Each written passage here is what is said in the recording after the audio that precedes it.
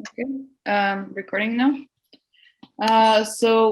Would you like to introduce yourself to the audience, please? Sure. My name is Adam Phillippy.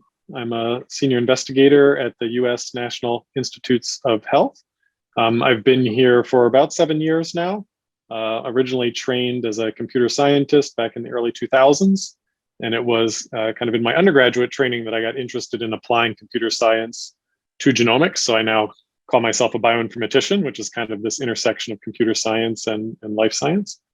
And I've been working in the field for over 20 years now, developing computational methods for the analysis of DNA sequence. And my name is Surgey Nurk. I'm a postdoctoral fellow in Dr. Phillippy's group. I've been at NIH for almost 3 years now.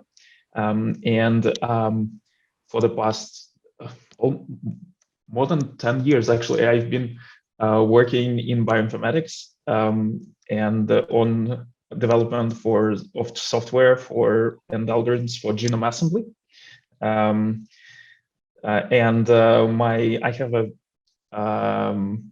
My undergrad was in computer science and software engineering, and my PhD was about genome assembly, actually, but from short reads and of microbial genomes mostly. So, and now it's all more about big genomes.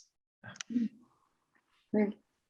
So I guess that first we would like to know a bit more about the research focus of the National Institute of Health and NIH and the National Human Genome Research Institute. Can you tell us a bit what they do for the audience, please? Sure. The NIH, I mean, has an incredibly broad mission. It's really the center of mass of all health research in the United States. It's a composite of multiple institutes. And so there's 27 different institutes and centers at the NIH, and really is the center of all kind of funding in the US as it relates to health. And so the mission is very simple. It's to do cutting edge research that has a positive impact on human health and cure diseases, anywhere from COVID or the common cold to incredibly rare genetic diseases. They kind of cover the whole spectrum. Mm-hmm. And so our particular institute, NHGRI, is the National Human Genome Research Institute. It originally started as the center that was leading the Human Genome Project component out of the United States, and then later became an institute focused on developing technologies and research around the human genome and its applications to human health. How about the Human Genome Project? Can you tell us a bit more on when did scientists first try to sequence the human genome? Yeah, I guess since the advent of sequencing in general, which was in the late 70s, kind of the Sanger method that most people heard about during the Human Genome Project. That technology was invented in the 70s, kind of developed through viral small genome sequencing in the early 80s and progressively into larger and larger organisms. The kickoff formally of the Human Genome Project as an international project was, I think, 1990, and then wrapped up in around 2003. And so it was really kind of a 20-year effort to continue to advance the sequencing technology and the methods needed for DNA preparation, sequencing analysis, the computational methods needed to do this genome assembly problem that Surgey alluded to, of stitching all these pieces back together again. And so, yeah, it goes all the way back to the late 70s, early 80s. So I'm curious about sort of what is sort of the role of a bioinformatician in sort of piecing back together sequences of DNA? Sort of what, could you please explain a little bit more about the problem with current sequencing methods and sort of the upcoming solutions? Yeah, I think it's a great question for Surgey to answer as a bioinformatician. Sure thing. I'm pretty sure Adam would do a better job, but I will try. The problem with all the sequencing methods is that those are methods for reading DNA molecules, right? So we have this 4 different sequences of 4 different base pairs, and these are amazing. There are amazing machines called sequencers, which try to read the sequences of DNA, but they cannot read very long molecules one at a time. So if you have 100, imagine like in our genome, we have chromosomes, which can be hundreds of megabases, of millions of bases long. And even with the most up-to-date nanopore-based sequencing technologies, we can only read like hundreds of kilobases, so hundreds of thousands base pairs at a time.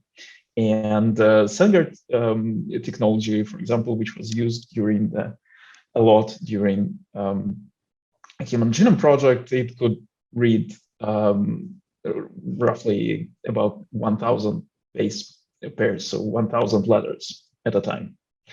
And the most common, for example, right now, sequencing technologies from Illumina, they read several hundred letters at a time.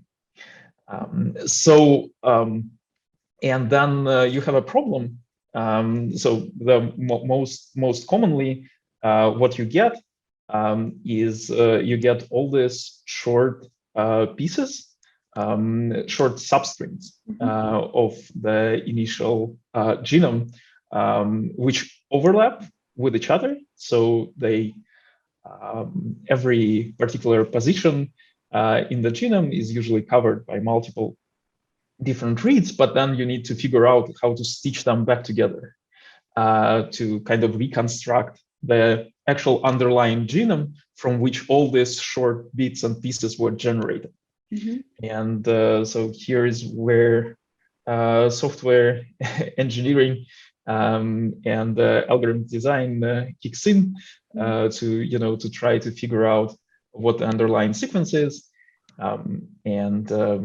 Our ability to do that depends greatly on the properties of the genome itself and on the properties of the technologies that we have access to, well, and on the methods that we are applying to do that. Yeah, so we invited you to the podcast because we saw that you recently published a paper called The Complete Sequence of a Human Genome. Yeah, we were wondering how did you manage to do that, and why was there not a complete sequence before of the human genome? So the reason why it wasn't complete before exactly follows from Surgey's comments that the technology at the time was limited to sequencing small bits at a time. And so when you're putting a puzzle back together again, it's much harder when you have small pieces compared to large pieces. And there were certain regions of the human genome that were so repetitive and self-similar to other regions that we couldn't distinguish which part should go to which part in the genome because the individual sequencing reads were too short. And recently, within the last 10 years, this development of long read sequencing where we can get 1 million bases at a time or 20,000 bases at a time finally was long enough that our puzzle pieces were big enough we could unambiguously put the whole puzzle back together again. So it was really the length of the sequencing reads, the accuracy of the sequencing reads, the methods that the computer scientists have developed to assemble those reads together that revealed this last 8%, which is chock full of repetitive DNA. And so in this, can you tell us more about like this 8%? What does this newly sequenced 8% comprises? So it's repeats is the short answer. But the one thing that we're trying to demonstrate with this paper and the companion papers is that repeats are cool. It's sometimes in genomics when people have heard the word repeats in the past, they think of kind of non-informative junk DNA or just, short repeats over and over again. But the types of sequences that we're finding in these regions include genes. It includes, functionally important regions of the genome like the centromere and the ribosomal DNA genes. These are incredibly important parts of the genome without which all of us would die. You could delete these regions from your genome and you would not have a living cell. And so they're incredibly important to understand, but we just have been completely blind to these regions of the genome for the past 20 years because we've lacked the technologies to read them. And so now we're incredibly excited to look at what kind of variation lives within these repetitive regions of the genome and potentially associate those variants with disease or phenotype resulting from the genome. In terms of accuracy of modern sequencing methods in comparison to past sequencing methods, how much more accurate are current sequencing methods? Do you put 100% of your trust in them, or do you expect there to be better methods in the future? Well, I think you always expect methods to improve. Although actually for quite some time, the trend was not towards the improvement of accuracy. For quite some time, we had like long read sequencing technologies were actually way less accurate than what we had with the Sanger sequencing method. But Sanger was just too expensive. So for quite a bit of time, these long read sequencing technologies like PacBio and Oxford Nanopore, they were producing reads which were not very accurate and way less accurate than what Sanger was producing and what Illumina was producing. But then a lot has changed, and the breakthrough for us and for this project in particular has come when PacBio company released their hi-fi sequencing technology. That's kind of I think they rebranded something which was called CCS before when they figured out how to make kind of longer reads. So this technology has been around for a while, and they could generate very accurate reads, but they were on the order of 800 base pairs, if I remember correctly. But then they figured out how to make like 20,000 base pairs long, very accurate reads. And that was a big moment. So essentially what they do, they read the same molecule multiple times, and then they computationally generate the consensus sequence for every read. And that's so that fact that you read the same beat multiple times, you know that it's the same underlying sequence, right? And you have multiple passes which individually might not be very accurate, but then you combine them together, all the signal together, and you get a very accurate sequence. So the accuracy there is pretty incredible. So I think on average, it's something like 1 error per 1,000 base pairs, which is kind of 10 times more accurate than what you were getting with Illumina or what you were getting with Sanger sequencing. So there are some regions which are harder to sequence for them. So it's kind of not uniform across the genome. So the accuracy depends on the region that you're sequencing. But in general, it's very accurate. So Oxford Nanopore is the one which is producing even longer reads, right? So hundreds of kilobases long. They're not that accurate for now, but they are the ones who are improving constantly.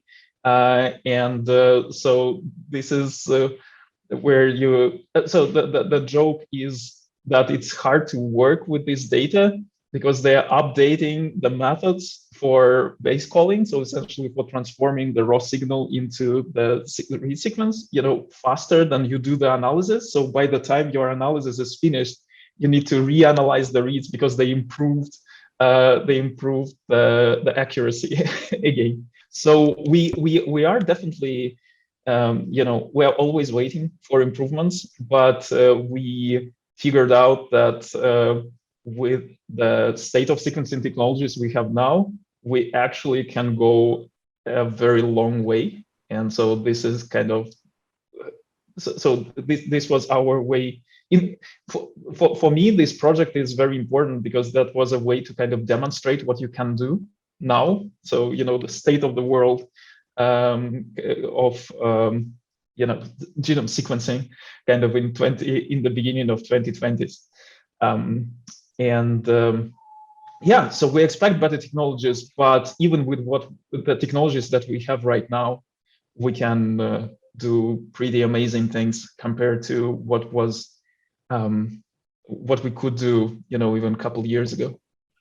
And these improvements in sequencing technologies are a cool example of computation kind of progressing in parallel with the biochemistry and the technology. That if you somehow had invented one of these instruments, PacBio or Nanopore, 20 years ago, it would basically be useless to you because you wouldn't have enough storage to collect the raw signal data. You wouldn't have the machine learning algorithms to convert that signal into bases.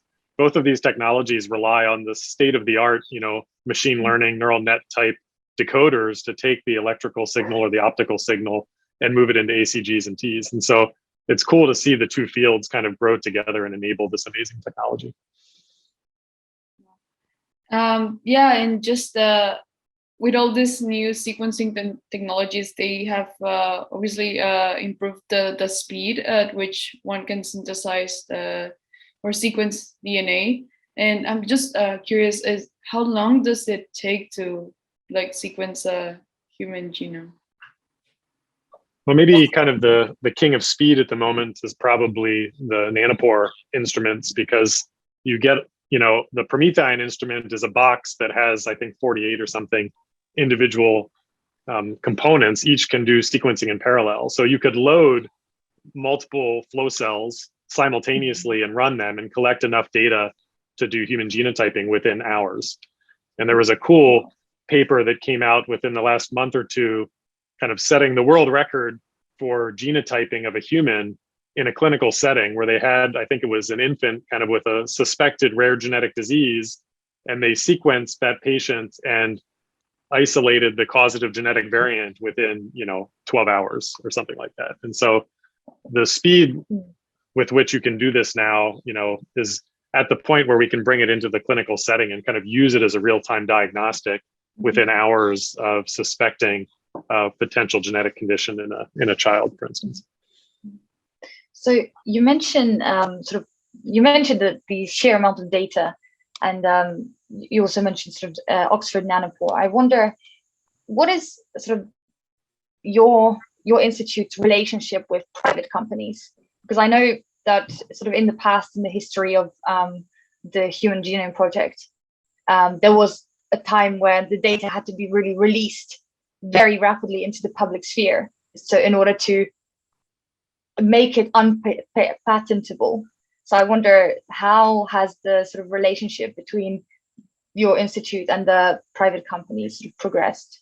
Well, I think that last point you made is really the key there. It was the decision whether it would be patentable or not. And since the decision came down no, it's a human genome, it's in the public domain, there really haven't been those kind of concerns since. And NIH still mandates that all of the research that they fund is publicly released. And we, as a consortium, this T2T consortium that did the human project, this finishing of the human genome, released all of our data early, openly, before the publications came out. This data was available on the internet 2 years ago, before the publications were out. And so we've definitely followed that open data release model in our projects and continue to do so with our future human genome sequencing projects. And the collaborations with the companies has been mutually beneficial and productive, that they're kind of focused on developing sequencing technologies and selling instruments. We're focused on, evaluating what the latest technologies can do and apply it to these important problems and resources. And so there haven't been the tensions, 20 years ago during the initial human genome project with Celera Genomics. It's been really a very collaborative and mutually beneficial setup this time. not mentioning that I don't know, I don't remember the details, but I think our institute is also help sponsoring some of the companies, right? Which not PacBio and Nanopore, but I remember Eric Green was mentioning that they were also kind of supporting some of the companies. Well, going back to kind of the original invention of nanopore sequencing, NHGRI funded some of the initial investigators, I think, like David Deemer and others, that kind of proof of concept that nanopore was possible. And NHGRI has a big component of their extramural funding, which funds small businesses and technology development in the field of sequencing and tries to enable this continual progression of driving the cost down and the throughput up. Do you talk a little bit more about the sort of machine learning aspects that goes on behind the sort of sequencing project? Because I'm sure you hear a lot about machine learning, but how does that actually look in practice? Great question. if only I knew. I'm sure Adam can tell you more. But I just wanted to say that for me, it was the first kind of big application of deep learning in genomics was this improvement in the state-of-the-art base calling for Oxford nanopore reads, and that was absolutely incredible because they kind of improved the accuracy like drastically when they switched to deep learning methods. Since then, there were other cool applications of deep learning in genomics, but that is still one of the kind of big. It was a not very impressive for me that moment. And the history of machine learning and genomics goes back to the beginning of genomics. That particularly gene finding was a big application of machine learning methods in the 90s.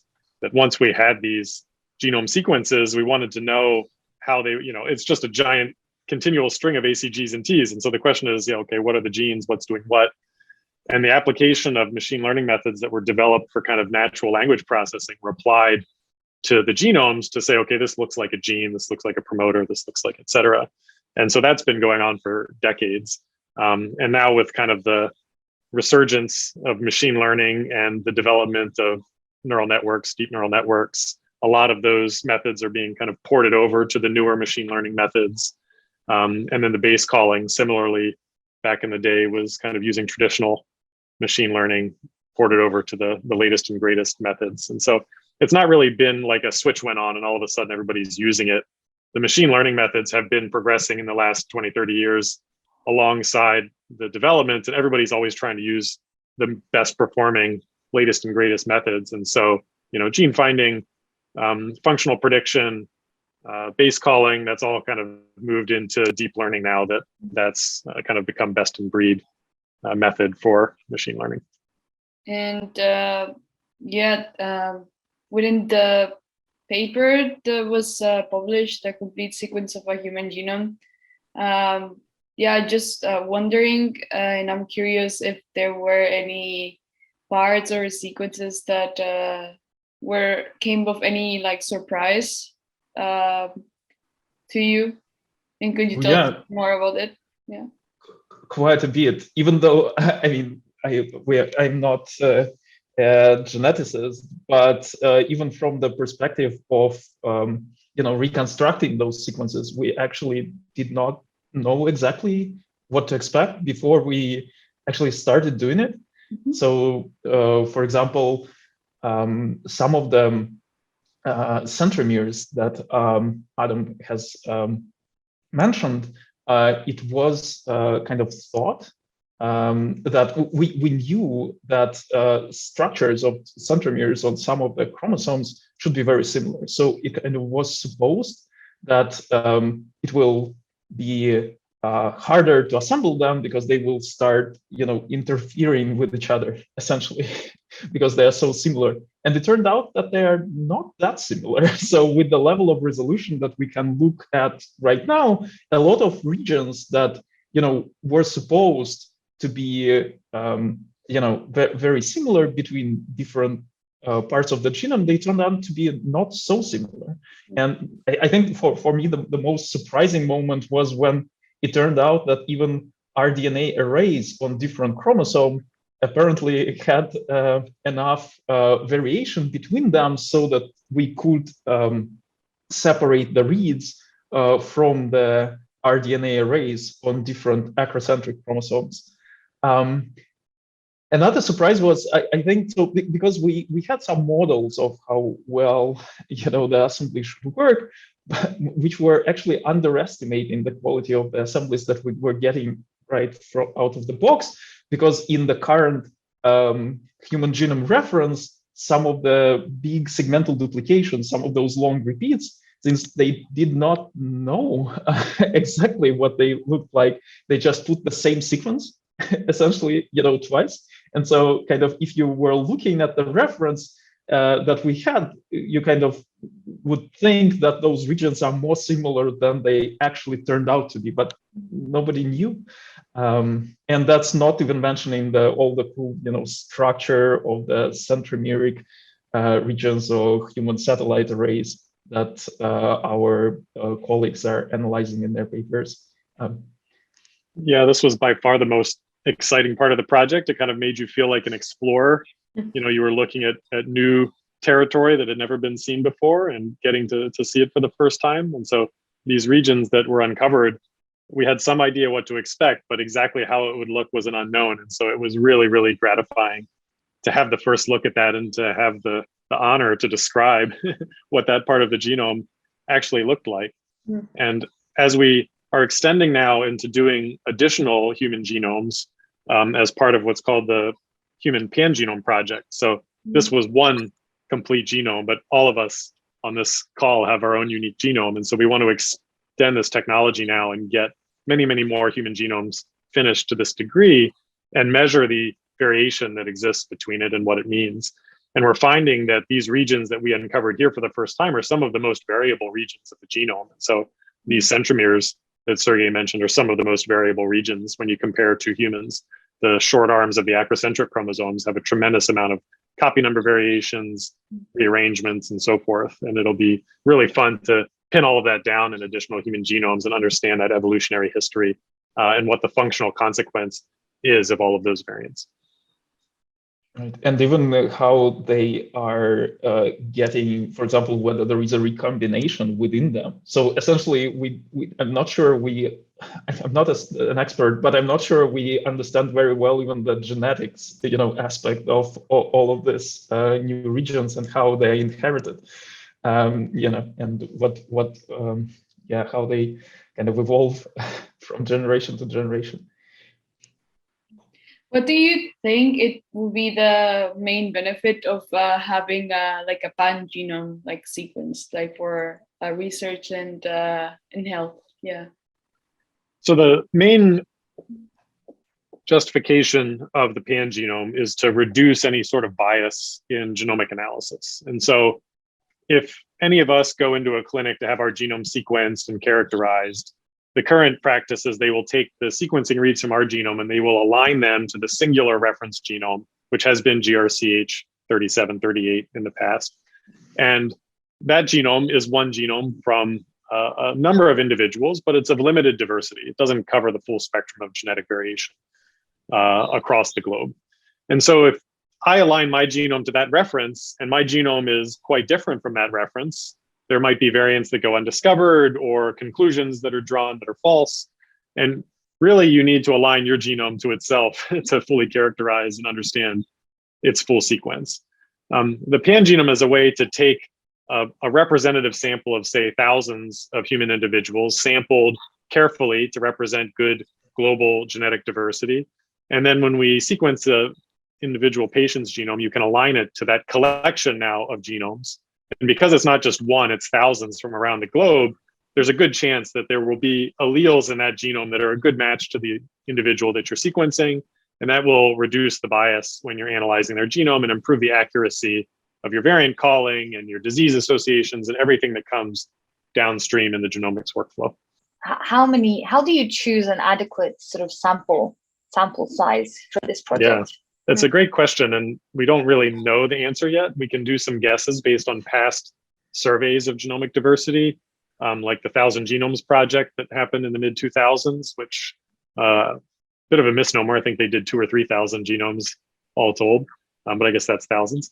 And they had pretty good sampling from different continents, different countries around the world, and we can look at that past data and try to draw conclusions from it about how much variation seems to exist.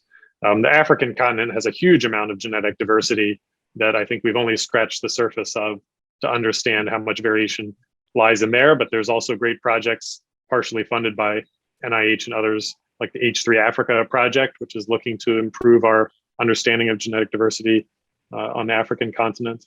And so we're trying to build on all of these past projects to make some best guesses as we start out, and also use that to help inform the sampling strategies about which ancestries we need to collect to have a good broad survey of human genetic diversity. And so it's a learning process that we learn as we go. And at any point in time, we try to make the best decision we can based on the data that we have, but always adapting that as we learn more and more. But the process is also speeds up so fast that we will probably soon have, thousands of these genomes, and then we will be able to just empirically see whether, in the enrichment of what is happening, like how we will be able to estimate, how much further we will need to go to sample most. Yeah, and that's the ultimate goal of our technology development, is to make this so cheap and foolproof that everyone's genome can be done complete T to T like we've done in this project, and that'll just become part of your medical record. And so we won't have to make that decision of how many is good enough. We'll have everybody's genome. It'll be their, private possession. They can do with it as they want. And currently, some people have openly released their genomes into the public domain, and that's what we're building off of at the time being. So with this Pan Genome project, what do you think there was initially, like some sort of bias with the initial sequence of the first genomes, back when they were published in 2013, I believe so? Well, the GRC human reference is made up of a number of individuals rather than a single one, but 50% of it is from a single individual in upstate New York. And so, there's only so much you can get out of one genome. Yeah. And so for sure, anytime that you're talking about a global population of billions and you're picking one to serve as the reference, it's going to be inadequate. And so definitely the goal of the Pan Genome project is to realize that there's not a singular human genome. So we made a point in the title of our paper to say the complete sequence of a human genome rather than the human genome, because there is no singular human genome. It's the singular human pan genome, which is the collection of everyone's genome as a whole. Mm. Right. And we are, as Adam has already mentioned, we just now start to understand the extent of variation, because we kind of understood things well for the regions that we've been looking at before, but now we have more regions to look at, which are, very important also, and we don't exactly know how diverse they are. I wonder, I'm not sure if this is, I don't know to what extent this is a good question, but do you see any risks in sequencing everybody's genome? Because you mentioned tremendously how good there'll question. be, you mentioned, because I'm a bit confused, because in some ways, kind of you have this vision for, everyone being able to have their genome sequenced in their record, whilst there's this sort of duty to make sure that all the sequences are public. I wonder, how do you see that being sort of, I'm not sure how to put it.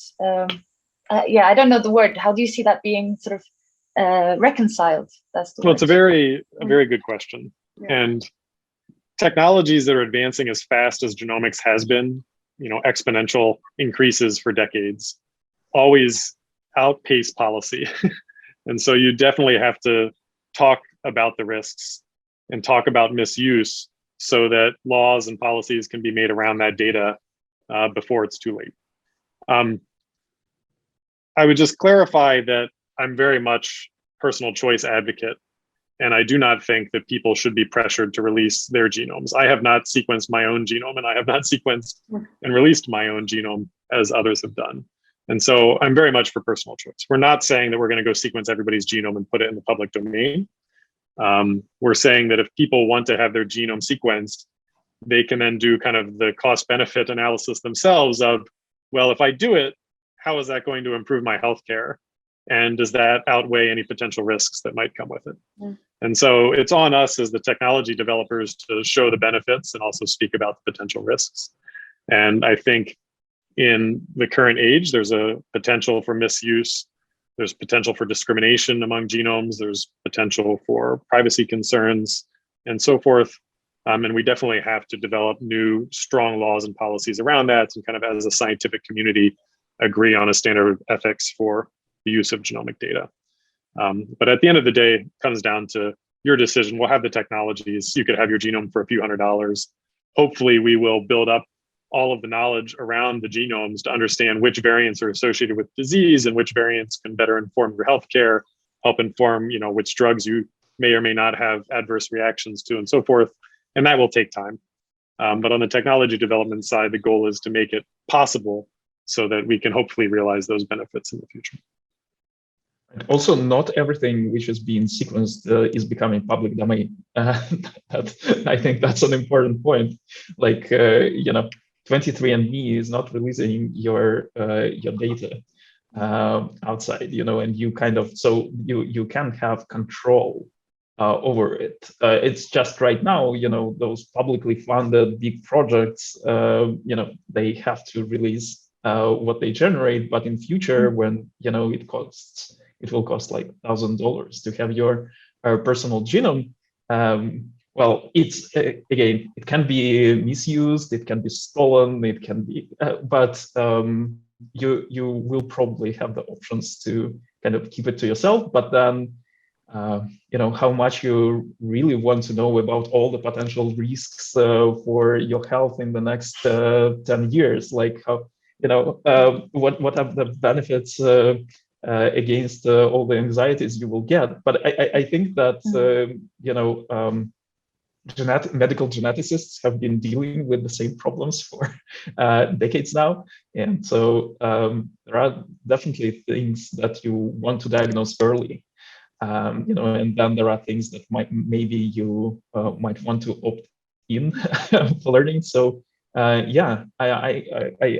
think that having a choice and having some guidance on the risks of the choices you make as an individual will be key. But yes.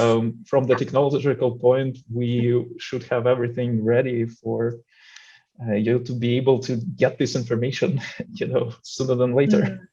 And it raises huge, complicated questions that is enough to fill many more podcasts. And I would encourage you to explore this angle in the future, that there might be certain small disadvantaged populations of the world that for legitimate reasons do not want to release their genomic information. But if the Pan Genome Project's goal is to reduce bias as a global population, not including certain genomes increases the bias and potential disadvantages for genomics for the populations that don't want to include their genomes. So trying to balance this desire for privacy and prevention of harms and misuse versus making a comprehensive, unbiased resource is a really tricky ethical problem that involves, consents for research and interactions with these communities and showing and providing concrete physical benefits to the use of genomic data. That's very active and important area of policy right now.